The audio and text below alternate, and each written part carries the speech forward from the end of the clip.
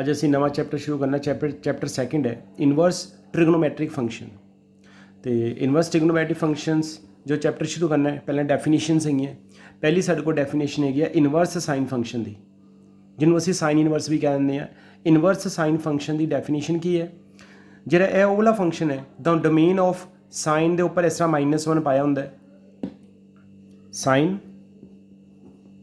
नाल ए वाला, इनू कहते हैं inverse function, inverse sine function. The domain of sine inverse x is the close interval -1,1। जिहड़ा साइन इनवर्स एक्स फंक्शन होंदा है, जिहड़ा दा डोमेन होंदा है वो -1,1 होंदा, close interval. And range is जिन्हों प्रिंसीपल वैल्यू ब्रांच भी कहते हैं, इनू यदि प्रिंसीपल वैल्यू ब्रांच भी कहते हैं साइन इनवर्स की। Range is -π/2 to π/2, -π/2, π/2 close interval. मैं बार बार कहता पे इनू असी प्रिंसीपल वैल्यू ब्रांच भी कहते हैं। साइन इनवर्स फंक्शन की प्रिंसीपल वैल्यू ब्रांच कितनी होंगी है, -π/2 टू π/2। इनू असी इस नोटेशन च लिख सकते हैं sine inverse function is a function whose domain is -1 to 1 and range is -π/2 to π/2। Next अगर मेरे को inverse cosine function, inverse cosine function जिन्हों असी कॉज इनवर्स कहते हैं। The domain of cos inverse x is the close interval -1,1। यदि भी जी domain होंगी -1,1 ही होंगी है। And range is 0,π close interval, जिन्हों असी प्रिंसीपल वैल्यू ब्रांच कहते हैं। कॉज इनवर्स एक्स की प्रिंसीपल वैल्यू ब्रांच या रेंज कितनी होंगी है, 0,π क्लोज इंटरवल। इस तो बाद अगर मेरे को कोसीकेंट, कोसीकेंट साइन का रेसिप्रोकल होंगे, साइन का कोसीकेंट इनवर्स फंक्शन, यदा जो डोमेन होंगे the domain of cosecant inverse x is set of all real number except -1,1 open interval and range is -π/2 तो लैके π/2 except 0। जी प्रिंसीपल वैल्यू ब्रांच होंगी है -π/2, π/2 क्लोज इंटरवल एक्सैप्ट कितना होंगे 0। नैक्सट अगर मेरे को secant inverse x, secant inverse function, the domain of secant inverse x is set of all real number except -1,1 and range कितनी होंगी है 0,π एक्सैप्ट π/2। एक्सैप्ट π/2 का मतलब है कि 0 तो लैके पाई तक असी कोई भी वैल्यू लै सकते हैं, सिर्फ π/2 नहीं लैनी। यदा मीनिंग इनू असी रिजैक्ट करना, मैं छड़ना है 0 तो लैके पाई विच π/2 भी होंगे, पर असी π/2 असी छड़ते पे हाँ। यदा मीनिंग है प्रिंसीपल वैल्यू ब्रांच या रेंज कितनी होंगी है सीकेंट इनवर्स फंक्शन की 0 to π एक्सैप्ट π/2। नैक्सट है मेरे को inverse tangent function, inverse tangent function, the domain of tan inverse x is R, R का मीनिंग है सैट ऑफ रियल नंबरस। जो tan इनवर्स फंक्शन होंगे या इनवर्स tan फंक्शन होंगे, जो डोमेन होंगे वो सैट ऑफ रियल नंबर होंगे। तो जी रेंज होंगी है वो कितनी होंगी है, ओपन इंटरवल -π/2 टू π/2।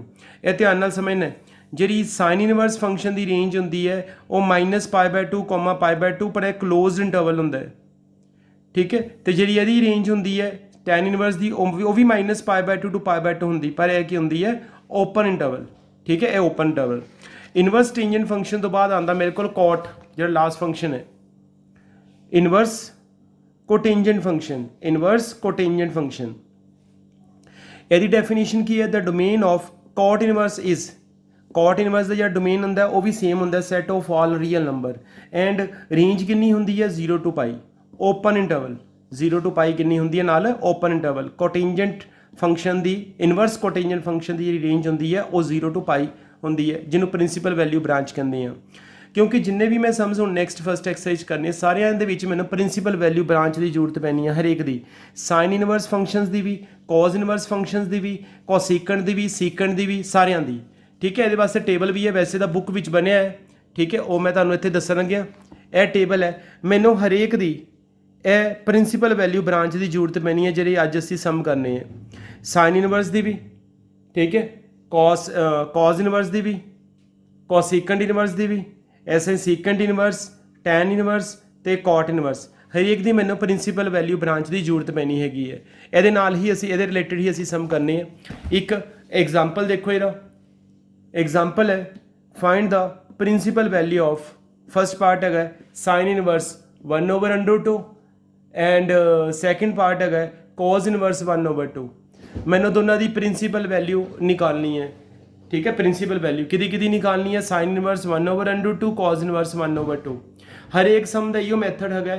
पहला असी इनू करते हैं ठीक है साइन इनवर्स 1/√2 ਨੂੰ मैं साइन इनवर्स 1/√2 ਨੂੰ y ਸਪੋਜ਼ ਕਰ ਲਿੱਤਾ मैं ਸਪੋਜ਼ ਕਰ ਲਿੱਤਾ ਕਿ साइन इनवर्स 1/√2 ਦੀ ਵੈਲਿਊ y ਹੈਗੀ ਹੈ ਤੇ ਤੁਹਾਨੂੰ ਪਤਾ ਹੋਣਾ ਚਾਹੀਦਾ ਕਿ साइन इनवर्स ਦੀ ਜਿਹੜੀ ਰੇਂਜ ਹੁੰਦੀ ਹੈ ਇੱਕ ਸਾਹਮਣੇ ਰੇਂਜ ਹੈ साइन इनवर्स 1/√2 ਦੀ ਵੈਲਿਊ ਨੂੰ ਮੈਂ y ਅਸਿਊਮ ਕਰ ਲਿੱਤਾ ਇਹਦਾ ਮੀਨਿੰਗ ਹੈ ਕਿ ਰੇਂਜ ਹੈਗੀ ਹੈ ਤੇ साइन इनवर्स ਦੀ ਰੇਂਜ ਕਿੰਨੀ ਹੁੰਦੀ ਹੈ -π/2 to π/2 ਇਹਦਾ ਮੀਨਿੰਗ ਜਿਹੜਾ ਇਹ y ਹੈਗਾ ਜਿਹਨੂੰ ਮੈਂ साइन इनवर्स 1/√2 ਦੇ ਇਕੁਅਲ ਮੰਨ ਕੇ ਚੱਲਿਆ y ਇਹਦਾ ਮਤਲਬ ਹੈਗਾ y ਕਿਹਨੂੰ ਬਿਲੋਂਗ ਕਰੇਗਾ -π/2 ਤੋਂ ਲੈ ਕੇ π/2 ਨੂੰ ਕਿਉਂਕਿ साइन इनवर्स ਦੀ ਰੇਂਜ -π/2 ਤੋਂ ਲੈ ਕੇ π/2 ਤੱਕ ਹੁੰਦੀ ਕਲੋਜ਼ ਇੰਟਰਵਲ ਜੇ ਮੈਂ साइन इनवर्स 1/√2 ਨੂੰ ਇੱਥੇ x ਮੰਨ ਕੇ ਚੱਲਾਂ ਤਾਂ ਇਹਦਾ ਮੀਨਿੰਗ x ਕਿਹਨੂੰ ਬਿਲੋਂਗ ਕਰੇਗਾ -π/2 to π/2 ਜੇ साइन इनवर्स 1/√2 ਨੂੰ ਮੈਂ ਇੱਥੇ z ਮੰਨ ਕੇ ਚੱਲਾਂ ਇਹਦਾ ਮੀਨਿੰਗ z ਕਿਹਨੂੰ ਬਿਲੋਂਗ ਕਰੇਗਾ -π/2 to π/2 ਕਿਉਂਕਿ ਕਾਰਨ ਹੈ साइन इनवर्स 1/√2 ਜਾਂ साइन इनवर्स ਦੀ ਜਿਹੜੀ ਰੇਂਜ ਹੁੰਦੀ ਹੈ ਉਹ -π/2 ਤੋਂ ਲੈ ਕੇ π/2 ਕਲੋਜ਼ ਇੰਟਰਵਲ ਹੁੰਦੀ ਹੈ ਅਗਲਾ ਸਟੈਪ ਜਦੋਂ ਅਸੀਂ ਇਨਵਰਸ ਫੰਕਸ਼ਨ ਨੂੰ ਲੈਫਟ ਵੱਲ ਲੈ ਕੇ ਆਵਾਂਗੇ ਇਨਵਰਸ ਦਾ ਸਾਈਨ ਖਤਮ ਹੋ ਜਾਂਦਾ ਹੋਵੇ ਇਨਵਰਸ ਫੰਕਸ਼ਨ ਨੂੰ ਲੈਫਟ ਵੱਲ ਲੈ ਕੇ ਆਵਾਂਗੇ ਇਨਵਰਸ ਖਤਮ ਹੋ ਜਾਏਗਾ ਇੱਧਰ ਆ ਜਾਏਗਾ ਮੇਰੇ ਕੋਲ ਸਾਈਨ y ਇਨਵਰਸ ਦਾ ਸਾਈਨ ਖਤਮ ਹੋ ਜਾਏਗਾ ਇੱਧਰ ਕਿੰਨਾ ਬਚੇਗਾ ਸਿਰਫ 1/√2 ਠੀਕ ਹੈ 1/√2 ਇਹ ਸਟੈਪ ਹੁੰਦਾ ਹੈ ਇਹ ਦੇਖ ਲਓ ਜੇ ਮੇਰੇ ਕੋਲ x = ਸਾਈਨ ਇਨਵਰਸ y ਹੈ ਤੇ ਇੱਥੋਂ ਸਾਈਨ ਇਨਵਰਸ y ਹੈ ਤੇ ਇਹਦਾ ਰਿਜ਼ਲਟ ਕੀ ਹੁੰਦਾ ਹੈ ਸਾਈਨ x ਜਿਹੜਾ ਹੋਏਗਾ ਉਹ y ਦੇ ਇਕੁਅਲ ਹੋਏਗਾ ਇਨਵਰਸ ਫੰਕਸ਼ਨ ਤੁਸੀਂ ਕਹਿ ਸਕਦੇ ਇੱਧਰ ਆ ਗਿਆ ਜਾਂ ਜੋ ਵੀ ਸਟੈਪ ਹੈਗਾ ਕਿ ਜੇ x ਸਾਈਨ ਇਨਵਰਸ y ਦੇ ਇਕੁਅਲ ਹੈ ਤੇ ਇਹਦਾ ਮਤਲਬ ਹੈਗਾ ਕਿ ਜਿਹੜਾ ਸਾਈਨ x ਹੋਏਗਾ ਉਹ ਕਿਹਦੇ ਇਕੁਅਲ ਹੋਏਗਾ y ਦੇ ਇਹੀ ਸੇਮ ਸਟੈਪ ਇਹੀ ਸਟੈਪ ਇੱਥੇ ਲੱਗਿਆ ਤੇ ਸਾਈਨ ਜਿਹੜਾ y ਹੋਏਗਾ ਉਹ ਕਿਹਦੇ ਇਕੁਅਲ ਹੋਏਗਾ 1/√2 ਦੇ ਸਾਈਨ y ਨੂੰ ਸਾਈਨ y ਰਹਿ ਜਾਂਦਾ 1/√2 ਕਿਸ ਐਂਗਲ ਦੀ ਵੈਲਿਊ ਹੁੰਦੀ ਸਾਈਨ ਦੇ ਸਾਈਨ π/4 ਦੀ ਸਾਈਨ 45 ਡਿਗਰੀ ਦੀ ਸਾਈਨ ਕੈਂਸਲ ਹੋਏ ਨੇ y ਦਾ ਆਨਸਰ ਕਿੰਨਾ ਆਏ ਨਾ π/4 ਤੇ ਇਹੀ ਉਹਦੀ ਪ੍ਰਿੰਸੀਪਲ ਵੈਲਿਊ ਹੈ ਪ੍ਰਿੰਸੀਪਲ ਵੈਲਿਊ ਦਾ ਮਤਲਬ ਹੈਗਾ ਕਿ ਜਿਹੜੀ ਇਹ y ਦੀ ਵੈਲਿਊ ਨਿਕਲੀ ਹੈ ਉਹ -π/2 ਤੇ π/2 ਵਿੱਚ ਲਾਈ ਕਰਨੀ ਚਾਹੀਦੀ ਤੇ ਕਰਦੀ ਪਈ ਹੈ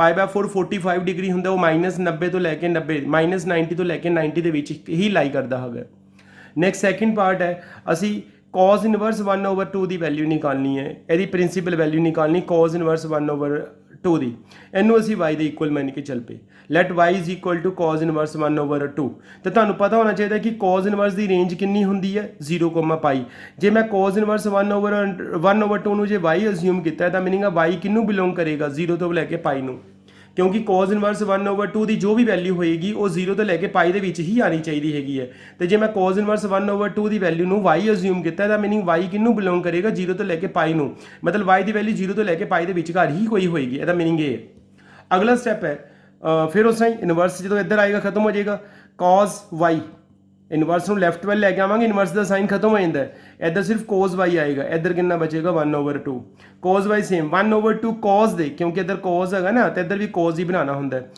1/2 cos ਦੇ ਕਿਸ ਐਂਗਲ ਦੀ ਵੈਲਿਊ ਹੁੰਦੀ 60 ਡਿਗਰੀ ਦੀ 1/2 ਨੂੰ ਅਸੀਂ cos π/3 ਲਿਖ ਸਕਦੇ ਹਾਂ cos ਕੈਂਸਲ ਹੋ ਜਾਏਗਾ ਤੇ y ਦਾ ਆਨਸਰ ਕਿੰਨਾ ਆਏਗਾ π/3 ਤੇ ਪਤਾ ਹੋਣਾ ਚਾਹੀਦਾ ਤੁਹਾਨੂੰ π/3 ਦਾ ਮੀਨਿੰਗ ਹੈ 60 ਡਿਗਰੀ ਹੈ ਤੇ ਇਹ 0 ਤੋਂ ਲੈ ਕੇ π ਦੇ ਵਿਚਕਾਰ ਹੀ ਲਾਈ ਕਰਦਾ ਪਿਆ ਇਹਦਾ ਆਨਸਰ ਆ ਜਾਏਗਾ find the principal value of ਪਹਿਲਾ ਹੈਗਾ tan ਇਨਵਰਸ -1 ਸੈਕਿੰਡ ਪਾਰਟ ਹੈ cos ਇਨਵਰਸ -1/2 ਥਰਡ ਪਾਰਟ ਹੈ sin ਇਨਵਰਸ -1/2 ਇਹ ਤਿੰਨ ਐਗਜ਼ਾਮਪਲ ਹੈ ਤਿੰਨੋਂ ਮੈਂ ਮਾਈਨਸ ਵਾਲੇ ਤਰੀਕੇ ਨਾਲ ਮਾਈਨਸ ਵਾਲਾ ਦੱਸਣਗੇ ਸਟੈਪ ਸਭ ਤੋਂ ਪਹਿਲਾਂ ਇਹਦੇ ਵੱਲ ਚੱਲਦੇ ਹਾਂ ਲੈਟ y = tan ਇਨਵਰਸ -1 ਤੇ ਪਤਾ ਹੋਣਾ ਚਾਹੀਦਾ tan ਇਨਵਰਸ ਦੀ ਰੇਂਜ ਕਿੰਨੀ ਹੁੰਦੀ ਹੈ -π/2 ਤੋਂ ਲੈ ਕੇ π/2 ਓਪਨ ਇੰਟਰਵਲ ਇਹਦਾ ਮੀਨਿੰਗ ਹੈ ਜੇ ਮੈਂ tan ਇਨਵਰਸ -1 ਨੂੰ y ਅਸਿਊਮ ਕੀਤਾ ਤੇ y ਕਿਹਨੂੰ ਬਿਲੋਂਗ ਕਰੇਗਾ -π/2 ਤੋਂ ਲੈ ਕੇ π/2 ਓਪਨ ਇੰਟਰਵਲ ਇਹ ਖਿਆਲ ਰੱਖਣਾ ਓਪਨ ਇੰਟਰਵਲ ਪਾਣਾ ਹੈ ਜਿਹੜੀ ਸਾਈਨ ਇਨਵਰਸ ਦੀ ਰੇਂਜ ਹੁੰਦੀ ਹੈ ਇੱਥੇ ਕਲੋਜ਼ ਇੰਟਰਵਲ ਹੁੰਦੀ ਹੈ tan ਇਨਵਰਸ ਦੀ ਰੇਂਜ -π/2 π/2 ਹੁੰਦੀ ਪਰ ਇਹ ਓਪਨ ਇੰਟਰਵਲ ਹੁੰਦੀ ਹੈ ਇਹਦਾ ਮਤਲਬ ਇਹ ਹੁੰਦਾ ਹੈ ਕਿ -π/2 less than y less than π/2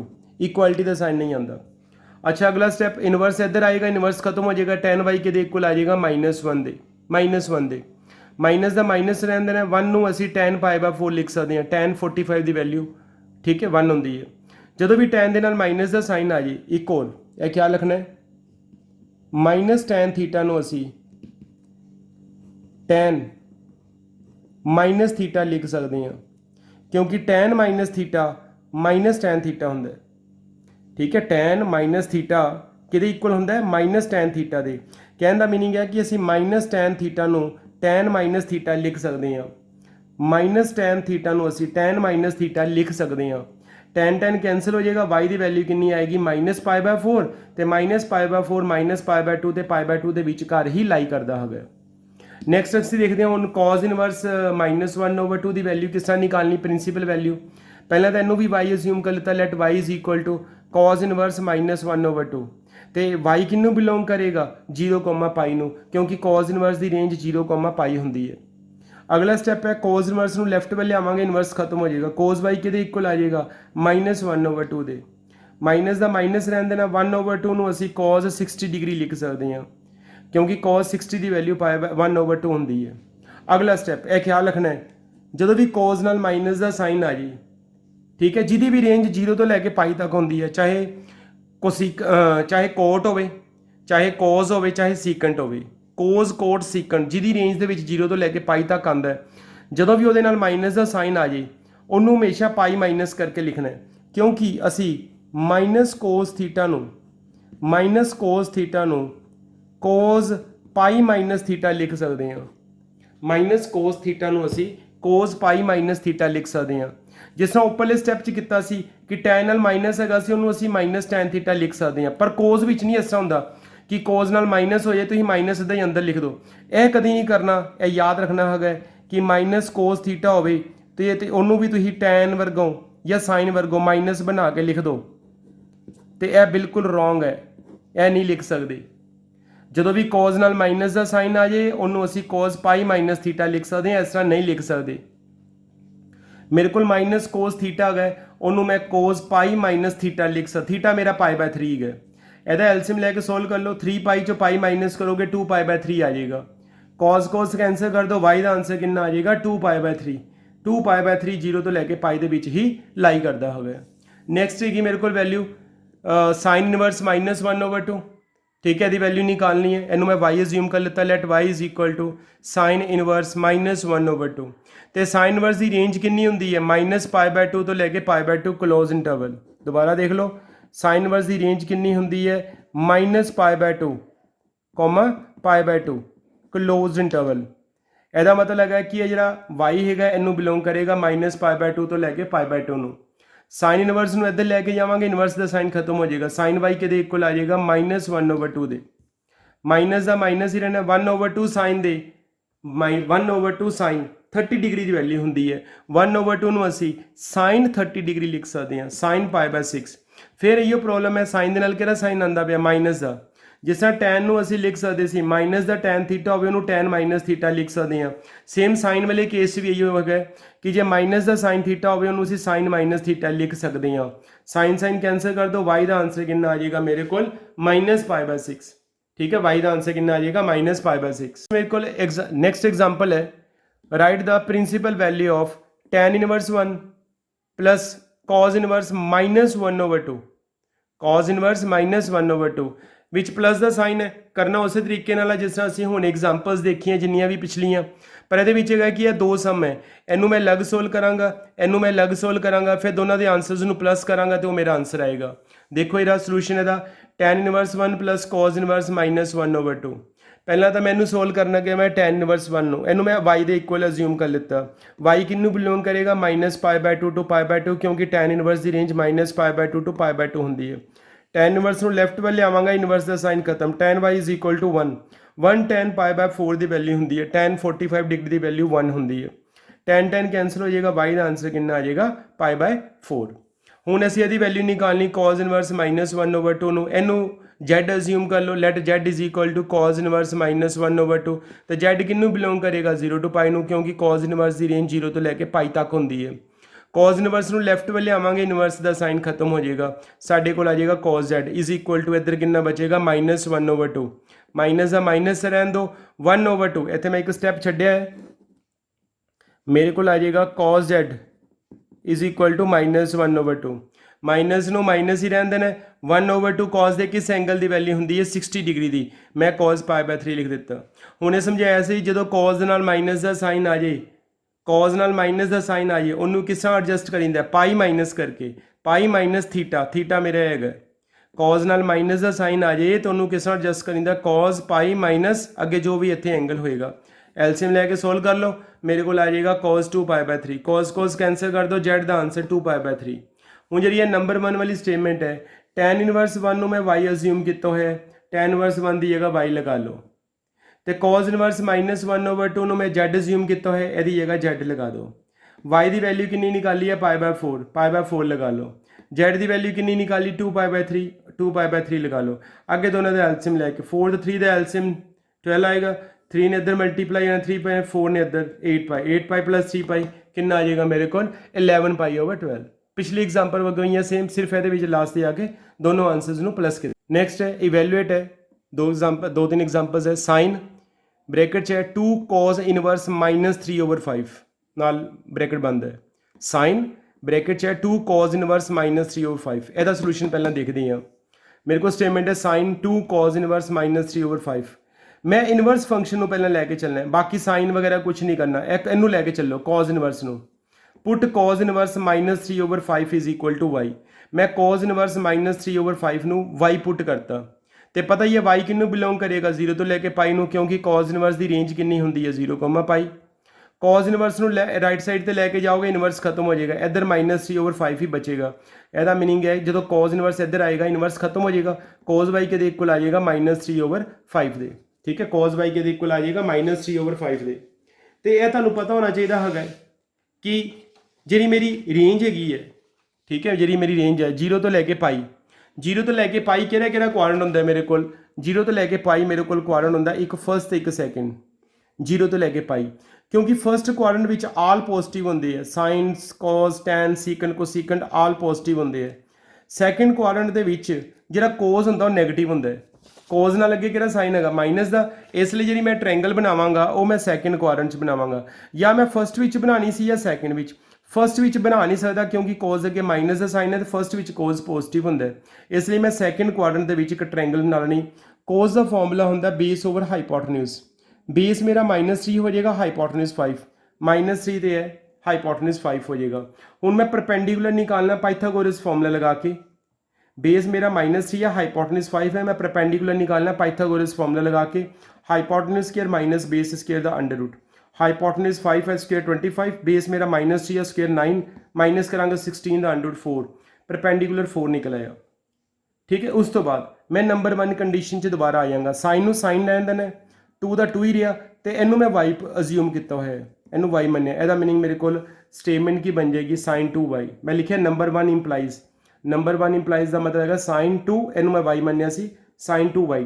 trigonometry ਦਾ ਫਾਰਮੂਲਾ ਹੁੰਦਾ +1 ਦੇ ਵਿੱਚ sin 2a ਦਾ, sin 2y ਦਾ ਫਾਰਮੂਲਾ ਹੋਏਗਾ 2 sin y cos y। 2 ਨੇ 2 ਰਹਿਣਾ, sin y ਇਹ ਟ੍ਰਾਇੰਗਲ ਬਣਾਈ ਹੋਈ ਹੈ। sin ਦਾ ਫਾਰਮੂਲਾ ਹੁੰਦਾ perpendicular over hypotenuse, perpendicular over hypotenuse 4/5। cos y, cos ਦਾ ਫਾਰਮੂਲਾ ਹੁੰਦਾ ਬੇਸ ਓਵਰ ਹਾਈਪੋਟਨਿਊਜ਼ -3/5। ਉੱਪਰ ਤਿੰਨੋਂ ਮਲਟੀਪਲਾਈ ਕਰ ਦਿਓ -24, ਨੀਚੇ 5 ਨੂੰ 5 ਦੇ ਨਾਲ 25। ਇਹ ਮੇਰਾ ਆਨਸਰ ਆ ਜਾਏਗਾ।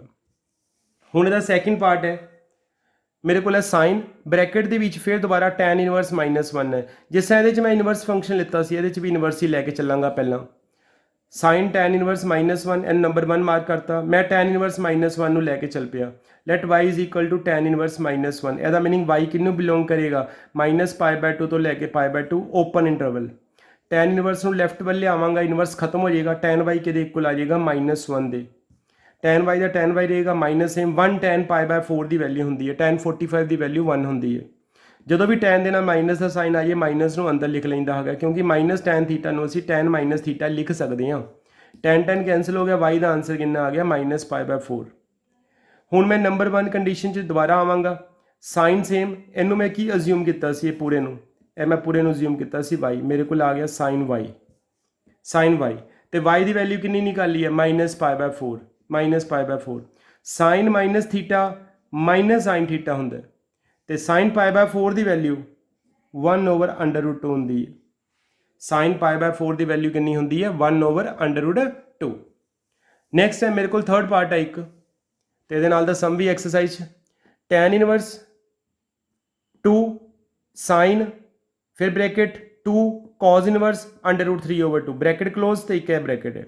ਫਿਰ ਸਮਝ ਲਓ tan ਇਨਵਰਸ ਫਿਰ ਬ੍ਰੈਕਟ ਹੈ 2 sin, ਇੱਥੇ ਇਨਵਰਸ ਨਹੀਂਗਾ, ਬ੍ਰੈਕਟ 2 cos ਇਨਵਰਸ √3/2। ਸਭ ਤੋਂ ਪਹਿਲਾਂ ਅਸੀਂ ਸਮ ਜਦੋਂ ਸੋਲਵ ਕਰਨਾ ਅਸੀਂ ਇਹਨੂੰ ਲੈ ਕੇ ਚੱਲਾਂਗੇ cos ਇਨਵਰਸ √3/2 ਨੂੰ। ਇਹ 2 ਵੀ ਨਹੀਂ ਲੈਣਾ, ਸਿਰਫ ਅਸੀਂ ਇੰਨਾ ਹਿੱਸਾ ਲੈ ਕੇ ਚੱਲਾਂਗੇ। Put cos inverse √3/2 is equal to y। ਇਹਦਾ ਮੀਨਿੰਗ y ਕਿਹਨੂੰ ਬਿਲੋਂਗ ਕਰੇਗਾ 0, π ਨੂੰ, 0, π ਨੂੰ ਓਪਨ ਇੰਟਰਵਲ ਨੂੰ। ਕੋਜ਼ ਇਨਵਰਸ ਨੂੰ ਇੱਧਰ ਲੈ ਕੇ ਜਾਵਾਂਗੇ, ਇਨਵਰਸ ਖਤਮ ਹੋ ਜਾਏਗਾ। ਕੋਜ਼ ਵਾਈ ਇਨਵਰਸ ਇੱਧਰ ਆ ਕੇ ਇਨਵਰਸ ਖਤਮ ਹੋ ਜਾਏਗਾ। ਕੋਜ਼ ਵਾਈ ਕਿਹਦੇ ਇਕੁਅਲ ਆ ਜਾਏਗਾ √3/2 ਦੇ। ਕੋਜ਼ ਵਾਈ ਨੇ ਕੋਜ਼ ਵਾਈ ਰਹਿਣਾ √3/2 ਕੋਜ਼ 30 ਡਿਗਰੀ ਦੀ ਵੈਲਿਊ ਹੁੰਦੀ ਹੈ। √3/2 ਨੂੰ ਅਸੀਂ ਕੋਜ਼ π/6 ਲਿਖ ਸਕਦੇ ਹਾਂ। ਕੋਜ਼ ਕੈਂਸਲ ਹੋ ਗਿਆ, ਵਾਈ ਦਾ ਆਂਸਰ ਕਿੰਨਾ ਆ ਜਾਏਗਾ π/6। ਇਹ ਜਿਹੜੀ ਵੈਲਿਊ ਹੈਗੀ ਹੈ ਅਸੀਂ ਹੁਣ ਨੰਬਰ 1 'ਚ ਵਾਪਸ ਆਵਾਂਗੇ, ਇਹ ਨੰਬਰ 1 ਦੁਬਾਰਾ ਲਿਖਾਂਗੇ। ਟੈਨ ਇਨਵਰਸ ਨੂੰ ਟੈਨ ਇਨਵਰਸ ਹੀ ਲਿਖਾਂਗੇ, 2 ਸਾਈਨ ਨੂੰ 2 ਸਾਈਨ ਹੀ ਪਾਵਾਂਗੇ, ਇਹ 2 ਨੂੰ ਵੀ 2 ਹੀ ਲਿਖਾਂਗੇ। ਪਰ ਇਹ ਕੋਜ਼ ਇਨਵਰਸ √3/2 ਦੀ ਜਗ੍ਹਾ ਜਿਹਨੂੰ ਅਸੀਂ y ਮੰਨਿਆ ਸੀ ਤੇ y ਦੀ ਵੈਲਿਊ π/6 ਨਿਕਾਲੀਏ, ਇਹ π/6 ਅਸੀਂ ਇੱਥੇ ਪੁੱਟ ਕਰ ਦੇਣਾ ਇਹਦੀ ਜਗ੍ਹਾ ਦੇ ਉੱਪਰ, ਇਹ ਲਗਾਤਾ π/6। 2 ਨੇ π/6 ਦੀ ਕਟਿੰਗ ਕਰਤੀ ਹੈ, ਇੱਥੇ ਆਏਗਾ π/3 ਤੇ ਸਾਈਨ π/3 ਹੁੰਦਾ 60 ਡਿਗਰੀ। ਸਾਈਨ π/3 ਸਾਈਨ 60 ਡਿਗਰੀ ਦੀ ਵੈਲਿਊ √3/2 ਹੁੰਦੀ। ਸਾਈਨ π/3 ਦਾ ਮਤਲਬ ਹੈ ਸਾਈਨ 60, ਸਾਈਨ 60 ਦੀ ਵੈਲਿਊ √3/2 ਹੁੰਦੀ। 2 ਨਾਲ 2 ਕੈਂਸਲ ਹੋ ਗਿਆ, ਬਾਕੀ ਬਚੇਗਾ ਟੈਨ ਇਨਵਰਸ √3। ਹੁਣ ਟੈਨ ਦੇ ਕਿਸ ਐਂਗਲ ਦੀ ਵੈਲਿਊ √3 ਹੁੰਦੀ ਹੈ, ਉਹ ਹੁੰਦੀ ਹੈ 60 ਡਿਗਰੀ ਦੀ, π/3 ਦੀ। ਦੁਬਾਰਾ ਫਿਰ ਸਮਝ ਲਓ, ਟੈਨ ਇਨਵਰਸ √3 ਦਾ ਮਤਲਬ ਹੁੰਦਾ ਹੈ ਕਿ ਟੈਨ ਦੇ ਕਿਸ ਐਂਗਲ ਦੀ ਵੈਲਿਊ √3 ਹੁੰਦੀ ਹੈ। ਟੈਨ ਇਨਵਰਸ √3 ਦਾ ਮੀਨਿੰਗ ਹੈ ਟੈਨ ਦੇ ਕਿਸ ਐਂਗਲ ਦੀ ਵੈਲਿਊ √3 ਹੁੰਦੀ ਹੈ, ਉਹ ਹੁੰਦੀ 60 ਡਿਗਰੀ ਦੀ, π/3 ਦੀ। ਤੇ ਇਹ ਮੇਰਾ ਆਂਸਰ ਆਏਗਾ। ਠੀਕ ਹੈ, ਮੇਰਾ ਆਂਸਰ ਕਿੰਨਾ ਆਇਆ π/3। ਹੁਣ ਇਹਦੇ ਨਾਲ ਦੇ ਜਿਹੜੇ ਸਮ ਟਰਾਈ ਕਰਨੇ ਹੈਗੇ ਹੈ, ਠੀਕ ਹੈ, ਜਿਹੜੀਆਂ ਤੁਹਾਨੂੰ ਐਗਜ਼ਾਮਪਲਸ ਕਰਾਈਆਂ ਉਹਦੇ ਰਿਲੇਟਡ ਹੀ ਹੈ। ठीक है, सम सारे ट्राई करने हैं। ए फर्स्ट सम के सारे पार्ट्स कंप्लीट करने हैं, सैकेंड सम भी कंप्लीट करना है। ठीक है, ए थर्ड सम भी कंप्लीट करना है। जो तुहानू एग्जाम्पल्स कराई हैं वो रिलेटेड है सारे सम। ठीक है, ए सम भी सारे कंप्लीट करने हैं, ए जो तुहानू एग्जाम्पल्स कराई हुई हैं। ठीक है, इतों तक सम तो ही कंप्लीट करने हैं सारे बच्चों ने।